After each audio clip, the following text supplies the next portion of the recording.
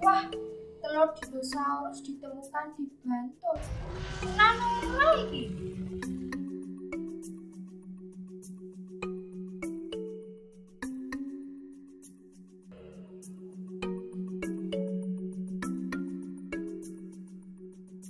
Wah, iklannya apik.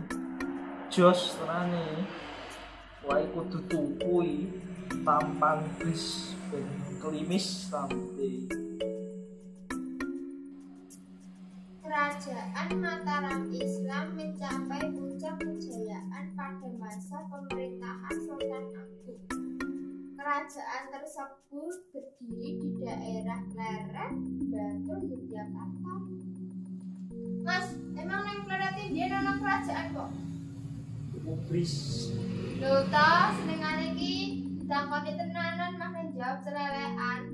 Ngopo to, takon ngopo? Awi takon. Yen ning berarti emang ono kerajaan, tak delok saiki mek pasar-pasar ngono wae kok. Ayo ono, dadi mbiyen iki daerah Pleret iki to. Pusat ibu kota Mataram Islam sing berjaya pada masa Sultan Agung. Keratone yo luwih gedhe saka keraton Yogyakarta saiki. Karena mbiyen Mataram Islami hampir menguasai seluruh Jawa. Pengen ngerti kono ora? Yo pengen to, sopo to. Aku ini bar explore dan aku duwe cara iki. Aku nemokke cara baru ben kowe rasa ndelok saka budget. Kira. Iki tak isi ya. Nah. Iki kowe ndelok ning titik iki. Wah, titik apa kowe? Rasa Sulawesi iki kowe ndelok ning titik iki kowe ngerti ana opone ning jero kene iki ya. Iki tenan lho iki. Iya. Nah.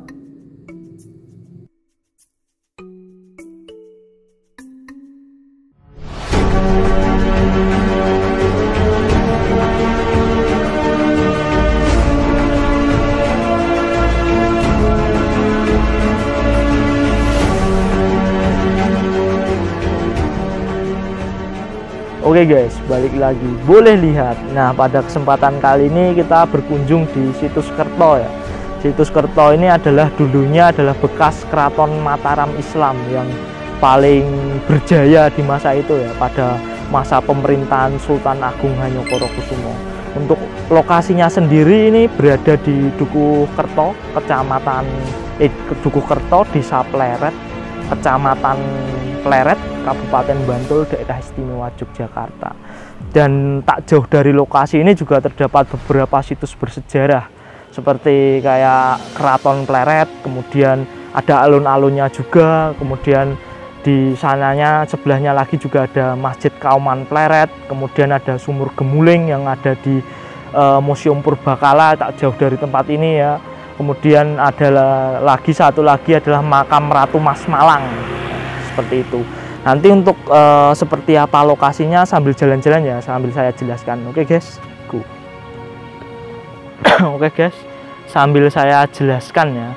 Jadi dulu Keraton Kerto ini atau Keraton Mataram Islam yang ada di Kerto ini itu didirikan atas perintah dari Sultan Agung ya, Sultan Agung Hanyokorokusumo. Dan kenapa harus didirikan di wilayah Kerto? Karena menurut beliau Sultan Agung itu perekonomian wilayah selatan itu harus dimajukan. Jadi makanya beliau mengutus agar Keraton Mataram Islam yang ada sebelumnya di Kota Gede harus dipindahkan di wilayah Kerto karena untuk memajukan wilayah selatan itu tadi.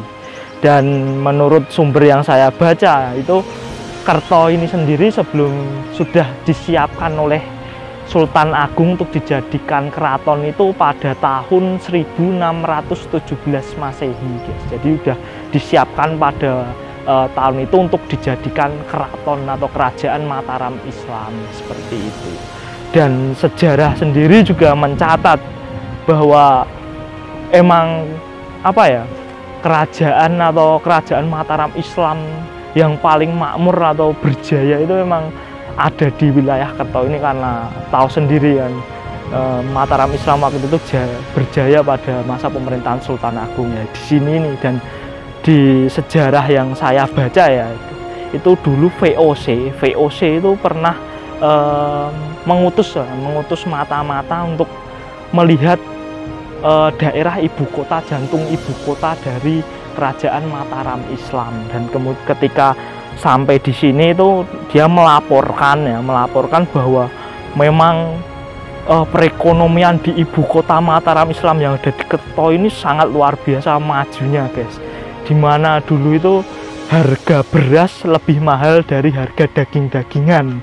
Kenapa bisa dibilang seperti itu? Karena dulu itu Mataram Islam, ibu kota Mataram Islam yang ada di Kerto ini itu terkenal dengan majunya peternakannya. Jadi peternakan di ibu kota Kerto ini sangat maju sekali, dan bahkan sampai diekspor keluar dengan armada dagangnya. Dan waktu itu VOC Belanda itu mengakui ya guys, bahwa armada dagangnya atau kapal-kapalnya milik Mataram Islam itu hampir sama dengan kapal-kapal perdagangan milik bangsa-bangsa lain. Dan juga sejarah juga mencatat bahwa dulu Sultan Agung ya pernah melakukan serangan terhadap VOC yang sangat fenomenal ya ke Batavia itu pada tahun 1628 dan 1629 seperti itu dalam sejarah. Mungkin kita langsung keliling aja ini karena ada banyak sekali ya. Oh ya, saya mau ngasih tahu juga karena dulu ini dilakukan ekskavasi ya guys, ekskavasi sebanyak 2 kali. Yang pertama itu saya lupa tahunnya, nanti tak cantumin di sini. Yang pasti yang terakhir itu belum lama ini pada Juli 2019 itu bekerja sama dengan dari mahasiswa dari UGM ya, dari ilmu budaya kalau nggak salah, kemudian dari Dinas Cagar Budaya juga, itu untuk melakukan ekskavasi yang kedua ini seperti itu. Jadi langsung aja nanti saya jelaskan ya ekskavasi yang terbaru, karena saya dulu juga pernah ke sini pada tahun 2015 tuh belum seperti ini guys. Jadi masih ya, kalau mungkin aku kalau umpama masih belum diekskavasi ya, aku kesininya itu masih takut ya guys, karena sini rimbun dulu, rimbun kebun-kebun gitu, horor kan. Tapi ini alhamdulillah sudah dibersihkan dan sudah dikasih beteng-beteng pagar besi ya, karena dulu dulu masih pakai pagar ini dan cuman pakai kawat-kawat yang disambung-sambung seperti itu. Sekarang sudah dikasih pagar besi yang bagus seperti itu. Jadi langsung aja yuk kita lihat-lihat apa aja yang sudah ditemukan kembali gitu. Oke guys, jadi ini adalah hasil ekskavasi yang terakhir ya. Mungkin kalian juga bisa lihat. Nah, di sini itu kemungkinan ya, masih dugaan ya, dulu itu sini adalah kolam ya atau irigasi parit, yang dimana dulu itu Keraton Kerto itu berdasarkan sumber yang saya baca itu dikelilingi oleh kolam seperti itu. Jadi sebelum masuk ke bangunan utama itu harus melewati kolam-kolam itu. Tapi untuk pintu masuknya sebelah mana itu kita juga belum tahu, karena sumbernya juga kita belum dapat ya. Ya, hasil dari ekskavasi pun belum dijelaskan lagi, yang ditemukan apa-apa itu belum ada sumbernya. Tapi berdasarkan sumber yang terbatas yang saya baca itu ini adalah berupa parit. Jadi dulu itu Keraton Kerto itu dikelilingi oleh parit-parit seperti itu. Oke guys, jadi ini adalah bangunan selanjutnya yang ditemukan dari hasil ekskavasi terakhir ya.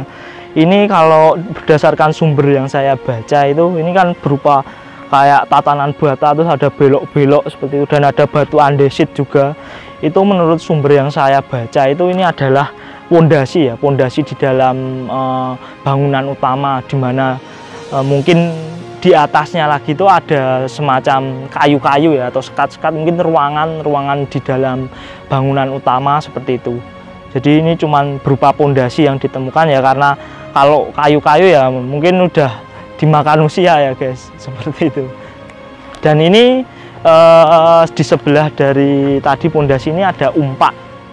Nah, ini umpak ini sebenarnya jumlahnya ada 4 buah.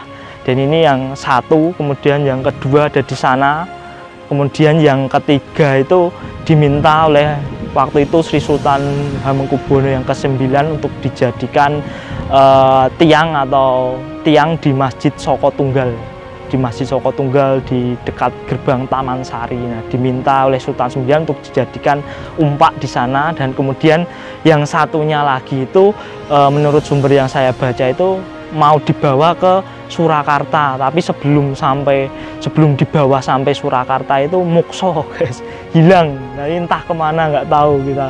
Jadi itu masih menjadi misteri. Oke, ini adalah bangunan selanjutnya ya. Ini adalah terlihat batu-batu andesit ya. Kalau tadi di sana-sana itu identik dengan batu bata merah, kalau di sini adalah berupa batu-batu andesit yang besar-besar ya. Ini kemungkinan ya, atau masih dugaan yang berdasarkan sumber yang saya baca ini, dugaannya ini menuju ke Siti Hinggil. Jadi kemungkinan tuh Siti Hinggil atau tempat singgasana raja itu ada di sebelah sananya, di daerah perumahan itu. Dan menurut sumber yang saya baca juga, di belakang Siti Hinggil itu ada beberapa peliharaan dari Sultan Agung yang digunakan sewaktu-waktu kalau terjadi perang. Jadi kayak mungkin ada gajah atau kuda seperti itu guys. Dan kalau kalian pasti bertanya-tanya ya, kok dengan area yang seperti ini dan kemudian kejayaan Mataram Islam waktu dulu memang seberapa kuatkah pasukan Sultan Agung dahulu bisa sampai, kan cita-cita dulu Sultan Agung kan ingin mempersatukan Jawa ya di bawah Panji-Panji Mataram itu. Nah, kalau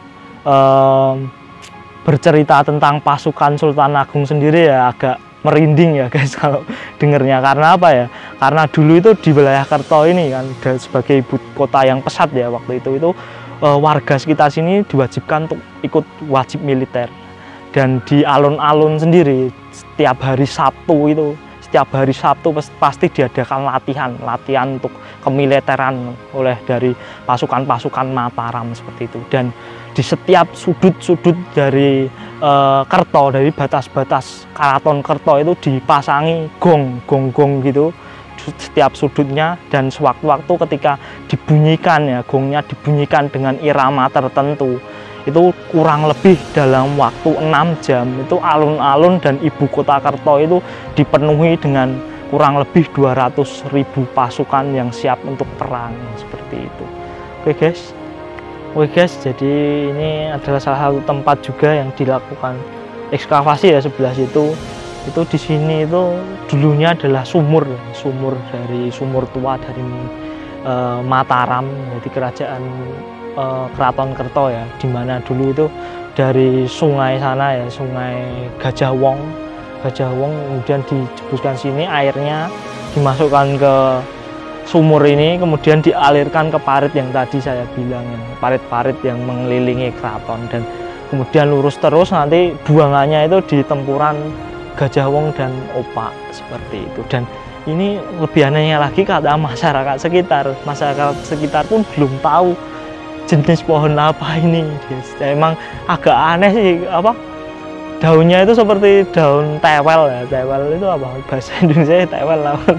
Oh ya, nangka, pohon nangka. Dan buahnya itu kecil-kecil, nggak tahu ini memang agak aneh pohon apa, nggak tahu. Dan kata masyarakat sekitar sih memang ini tumbuh di antara itu tadi ya, di antara sumurnya itu tadi. Oke guys, jadi ini adalah tempat selanjutnya, yaitu ini adalah tempuran dari sungai Gajah Wong dengan kali Opak ya. Dan menurut sejarah di sini itu dulu adalah pelabuhan armada dagangnya milik Mataram dan juga armada kapal-kapal perangnya milik Mataram. Bisa dibayangkan gimana dulu di sini banyak kapal-kapal kayak mirip-mirip kapal pinisi ya mungkin ya. Itu sangat keren sekali kayaknya kalau dibayangkan. Dan dulu juga Sultan Agung itu melakukan pertapaannya di tempuran ini. Mungkin nggak tahu di sebelah sini atau sebelah mana ya.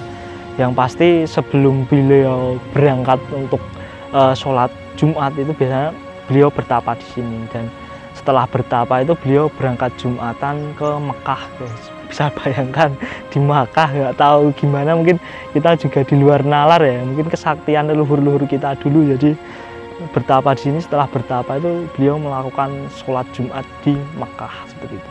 Jadi mungkin itu dulu ya guys, karena ini berhubung waktu sudah menunjukkan 5:30 ya guys. Dan oh iya, ini juga di sini juga digunakan untuk spot mancing. Banyak sekali pemancing di sini ya, kata warga sekitar sih memang banyak ikan di sini, dan umpannya itu biasanya menggunakan gangsir. Kata warga sekitar menggunakan gangsir. Mungkin kalian bisa lihat loh, di sana itu banyak orang-orang mancing seperti itu. Jadi mungkin itu dulu ya guys, karena ini sudah mau maghrib ya. Mungkin ya pada intinya seperti yang saya bilang di video-video sebelumnya ya, jangan pernah lupakan sejarah. Pokoknya kita harus selalu melestarikanlah peninggalan-peninggalan nenek moyang kita dahulu. Setidaknya walaupun kita belum bisa ikut menjaga, setidaknya kita ikut mempelajari lah, untuk kita ceritakan untuk anak cucu kita ke depan seperti itu. Jadi mungkin itu dulu ya guys. Ini sudah mau maghrib guys. Tak pulang dulu.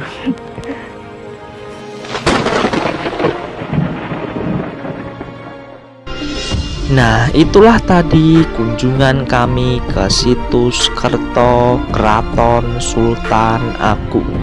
Like jika kalian suka, subscribe jika kalian memang suka. Terima kasih guys, sampai jumpa.